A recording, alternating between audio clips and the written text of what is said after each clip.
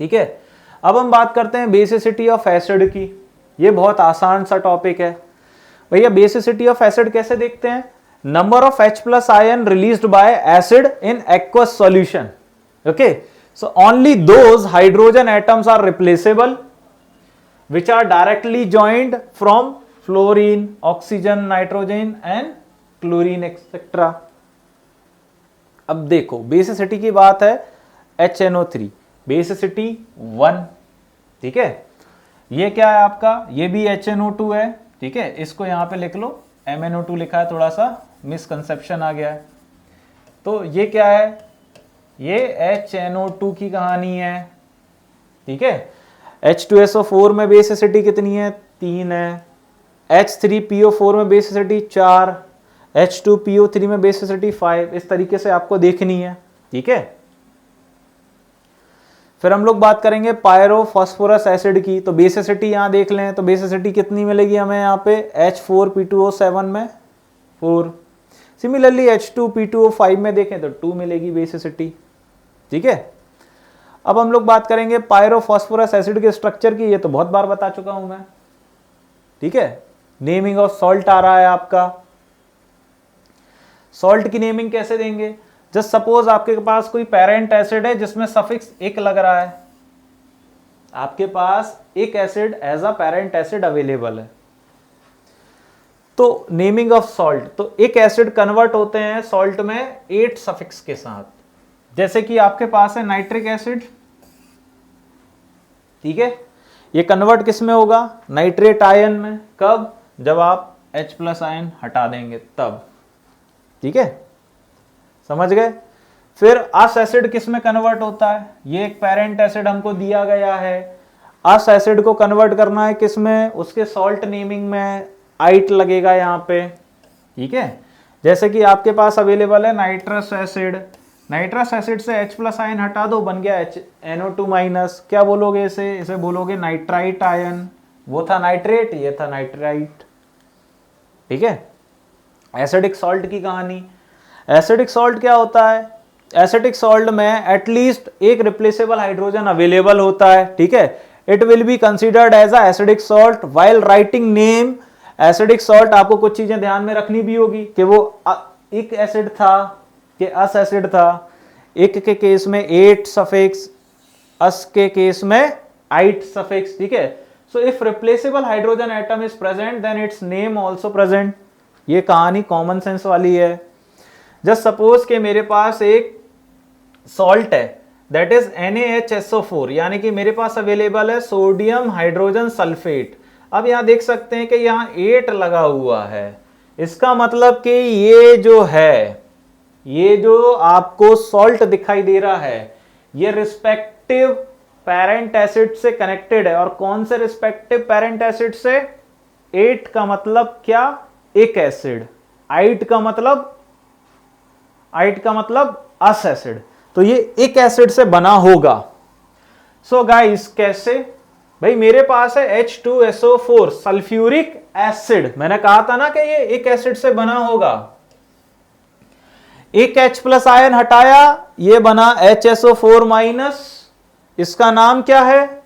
इसका नाम है हाइड्रोजन सल्फेट आयन। एक H प्लस आयन और हटा दिया, ये बना क्या? SO4 2 minus. इसका नाम क्या है? सल्फेट आयन, ठीक है। देखो एक एसिड आपको 8 आयन बना के दे रहा है, एक एसिड आपको 8 आयन बना के दे रहा है। तो जब हमारे पास 2 नेगेटिव चार्ज हो गए तो कॉमन सेंस की बात है, मैं 2 सोडियम कैटायन डाल सकता हूं। जैसे मैंने डाले, इसका नाम क्या हो जाएगा? Na2SO4, यानी कि ये बन जाएगा सोडियम सल्फेट। बन गया सॉल्ट, बन गया ना। और वहीं अगर मैं यहां पर हाइड्रोजन सल्फेट आयन में ही एक सोडियम आयन जोड़ देता तो ये बन जाता आपका सोडियम हाइड्रोजन सल्फेट। देखो यार, एक चीज तो मैंने क्लियर कर दी यार। ये पता है ना आपको H3PO4 काय का स्ट्रक्चर है? अरे एसिड का स्ट्रक्चर है, उसका स्ट्रक्चर ये है, ठीक है। हमने क्या किया? अभी इनिशियली एक H प्लस आयन को कर दिया रिमूव। देख रहे हो O माइनस है ना। सीधी सिंपल सी बात है। मैं यहाँ पे क्या लेके आया? इसमें H प्लस आयन रिमूव करने के साथ साथ हम यहाँ पर एक सोडियम का कैटायन भी लेके आए। इस तरीके से मैं बता रहा हूं कि मैंने क्या बनाया है, NaH2PO4, है ना। जस्ट सपोज मान लो कि मैं यहाँ पर इन केस एक और हाइड्रोजन हटा देता हूँ, ठीक है, एक और हाइड्रोजन हटा दिया अपन ने, एक और सोडियम डाल दिया। अब क्या बोलोगे इसको, तो भैया ये हो जाएगा तुम्हारा 2Na+, ठीक है, ये P डबल बॉन्ड ऑक्सीजन, ये O- हो जाएगा, ये O- हो जाएगा, ठीक है, ये OH हो जाएगा, लाइक दिस, ठीक है। इस तरीके की कहानी है। अब हम बात करेंगे भाई अगले टाइप के सॉल्ट की। भाई हमारे पास अवेलेबल क्या है, H4P2O7। भाई H4P2O7 अभी एट अ टाइम इसका नाम क्या है भाई, पायरोफॉस्फेट तो है नहीं, क्यों, एसिड है। अभी तो हम करेंगे धीरे धीरे इसका खेल खत्म। सबसे पहले मैंने क्या किया भाई, यहां से एक H+ आयन निकाला और एक सोडियम आयन डाल दिया, ठीक है। तो मैंने क्या बनाया इसे, NaH3P2O7, नाम क्या है इसका, सोडियम ट्राई पायरो, ठीक है। ये H का मतलब समझ रहे हो, यहां हाइड्रोजन वर्ड आएगा तो हम इसे पूरा कैसे प्रोनाउंस करेंगे, सोडियम ट्राई हाइड्रोजन पायरोफॉस्फेट, ठीक है। जस्ट सपोज मैंने एक और H+ आयन निकाल दिया, ठीक है, एक और H+ आयन निकाला, यहां पे 2 सोडियम लगाना चाहता हूं मैं, 2 सोडियम लगाऊंगा तो मेरा सीधा सिंपल सा फॉर्मूला क्या आएगा यहां पे, Na2H2P2O7, नाम आपको उसी के अकॉर्डिंग देना है, ठीक है भैया। सोडियम, अब यहां क्या लिखोगे, क्या बोलोगे यहां पे, डाई सोडियम, ऐसा बोलोगे क्या, die sodium di hydrogen pyrophosphate, ऐसा तो नहीं बोलोगे, क्या बोलोगे, सोडियम डाई हाइड्रोजन पायरोफॉस्फेट, ये इसका नाम रहेगा यहां पे, ठीक है। सिमिलरली आपको कुछ नहीं करना है, हाइड्रोजन रिमूव करते जाइए और उसकी जगह पर आप उसी क्वांटिटी में सोडियम ऐड करते जाइए और करस्पॉन्डिंग, बस आपको बस एक चीज याद रखनी कि यहाँ पे 8 लगाना है क्योंकि ये एक एसिड है, ठीक है ना। इस तरीके से आपको करना है। इसकी अगर मैं बात करूं, नाम क्या है भाई, ट्राई हाइड्रोजन पायरोफॉस्फेट आयन था ये, ठीक है। अब मैंने क्या किया, सोडियम पटक दिया, क्या बोलने लग जाओगे इसको यहाँ पे, sodium di hydrogen pyrophosphate ion, ठीक है।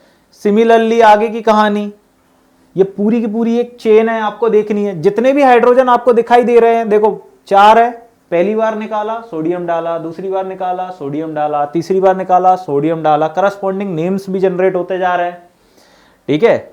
आगे की कहानी देख लेते हैं हम लोग। अब जस्ट सपोज के आपके पास अवेलेबल है एक phosphorous acid just like H3PO3, H+ ion remove किया, आपका फॉर्मूला क्रिएट क्या होता है, H2PO3-, एक और H+ आयन रिमूव करो, क्या क्रिएट होता है, HPO3-, ठीक है। इसकी कहानी बाद में देखेंगे, पहले ये देख लेते हैं। जब आपके पास था H2PO3-, हमारे पास नाम रेडी था, हाइड्रोजन फॉस्फाइट आयन, देख रहे हो यहां पे आइट, क्यों है यहां पे आइट, क्योंकि पेरेंट एसिड क्या है, अस एसिड है, parent acid lower oxidation state वाला एसिड है। अब H+ कितनी बार निकाला था, एक बार, तो सोडियम कितनी बार डाला, एक बार। अब ये बन गया है सॉल्ट, नाम क्या है इसका, सोडियम हाइड्रोजन फॉस्फाइट, ठीक है। जब तक आयन कंडीशन अवेलेबल होती है तब तक आयन लगा दोगे, जैसे ही आपके पास कैटायनिक पार्ट आ जाता है, ये सॉल्ट बन जाता है, आप सीधा सीधा आइट पे जाके रुक जाओगे, ठीक है। ये किस तरीके का स्ट्रक्चर है, ऐसा वाला दिखाई दे रहा है, समझ में आ गई होगी। अब अगर मैं यहां पे बात करूं HPO3-, की, सीधी सिंपल सी बात है, 2 H+ हटे हैं तो 2 सोडियम डाल दो, क्या फॉर्मूला तैयार हुआ, Na2HPO3, है ना। तो अब क्या बोलोगे इसको, सोडियम हाइड्रोजन फॉस्फाइट, ये सॉल्ट है इसका।